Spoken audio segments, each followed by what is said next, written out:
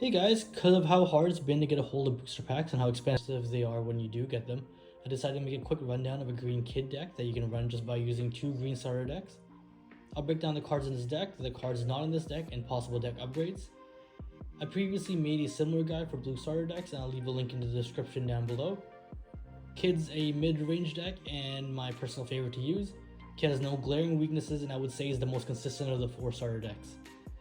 Green can do everything. It's the most versatile color.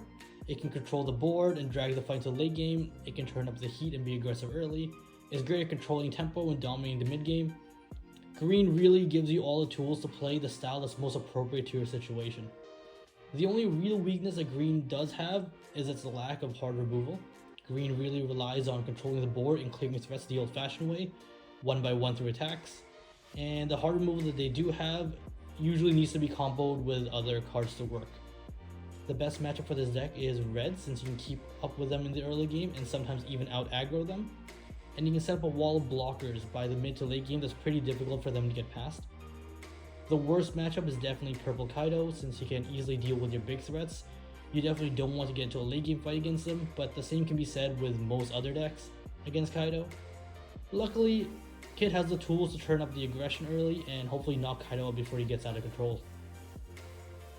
First off, of course, you have the leader Kid, and he is fantastic. My absolute favorite leader to use, not just between the starters, but an OP one in general. The ability to swing twice is huge and offers you so much utility and is perfect for this deck. You can use him to clear the opponent's board or turn up the pressure by swinging for their leader, or a mix of both. And I think you'll find that Kid will actually end up being your finisher in quite a few of your games. His ability lets you hide behind a wall of blockers while still continuously swinging at the enemy leader or clearing the board, letting you go on offense while being on defense, or just go all out and start swinging twice at their face each turn.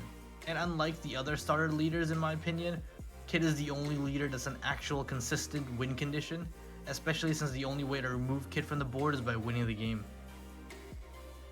Next is 7 Dawn Kid. He's your biggest card and he's a great tool for controlling the board because with 1 Dawn, his ability lets you swing with his big 8000 body and still gives you access to a big blocker as well, since he sets himself active at the end of your turn.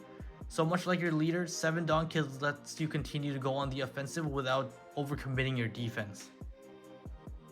Hawkins is an important card, especially for decks like Green who rely on regular attacks to clear the board. His ability lets you swing twice when you attack a character first, and you can use this extra swing to either further control the board by removing another character or to get another hit in at their leader, and I would consider defending him more aggressively since he provides so much value and pressure each turn he stays up and can single-handedly win you a game if he sticks. Log gives you more flexibility.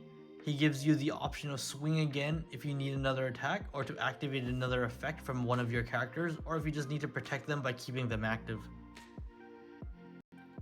Drake has good synergy with your deck since almost all of your cards are either Supernova or Navy. He's neutral against leader and can elevate the power of your board. Apu is a pretty slow card, but his effect can come in handy sometimes, but his plus 2000 counter is the main reason we really want him. But I wouldn't hesitate to play him if you need a body on the board since board control is what this deck is really after anyways. I know majority of green decks don't run him, but I am a fan of Yu Rouge. Not necessarily for his early game presence or anything, I think he's a solid character to drop in the mid game since he only costs 2 Dawn and so he can be played to keep up tempo. You generally don't have a problem with having at least 2 other characters on the board and so you don't typically have a problem activating him, making him a cheap 6000 drop. Killer is the type of conditional removal I was talking about where the targets need to be rested for him to use his effect. Not a big deal though, it's not a difficult condition to meet, but just something to keep in mind. Phage is just your standard 1 Dawn blocker, while Kobe and Vito are just vanilla drops to help round out the deck. Phage and Kobe do get buffed by Drake, but unfortunately Vito does not. Bonnie is one of the MVPs of this deck. She's a searcher and provides some important consistency and draw powers to this deck. She is cheap to use and will for sure draw a lot of your enemy's attacks. Just by using her once you already break even, using it anymore is just net gain. Definitely try to hide her behind a blocker since she's pretty difficult to defend just off of counters. Repel and Scalpel are your standard event counters, not much more to say about them. I like Straw Sword, and it's great for getting past a blocker or neutralizing an annoying character, and it has gotten me lethal on more than one occasion. Overall, this is a solid addition to not just this deck, but green in general. The cards I left out were Beppo and Heat, since they just don't provide enough for this deck. They don't offer any effects, don't have particularly good stats, and have minimal synergy with this deck. Now let's talk about some possible upgrades. Let's start off with the real MVP of green Kid decks everywhere. And could it be any more fitting than Kid himself? He has one of the strongest abilities in the game, forcing your opponent to attack him while he's rested, and at 8,000 power, he is very hard to get past. He's a strong win condition and he can win matches solely off his back. Protect the Kid strategy is a very viable one since his high health makes him very easy to protect. And on top of all this, he has another ability that gives you the option of playing a 3-cost character for free in exchange for attacking.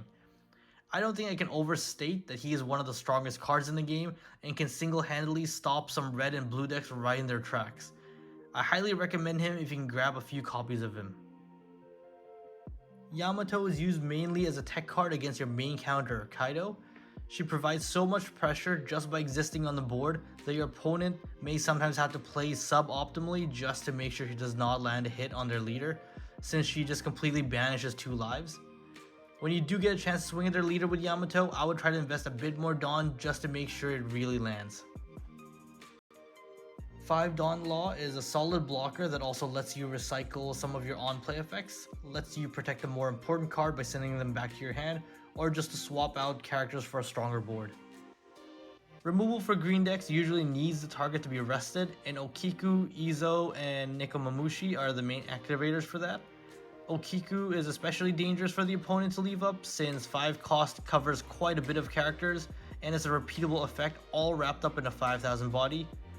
I like to run either Izo or Neko, but I know a lot of green decks run a bit of both, so it really is just up to you and what you're trying to accomplish. Momonosuke is the same as Bonnie, but with Wano cards. I would consider running him if you're finding that you're adding more and more Wano cards into your deck, which a lot of green decks tend to do. Finally, Paradise Waterfall is cheap and very good for protecting your characters. On top of being a plus 2,000 counter, you can set them as active so that they can't be targeted again this turn. And that is it for my breakdown of a green Kid starter deck. If you like this type of content, please consider leaving a like or to subscribe to the channel. And if you have any questions or comments, just leave them in the comment section down below. Thanks again for watching. I'll talk to you guys later.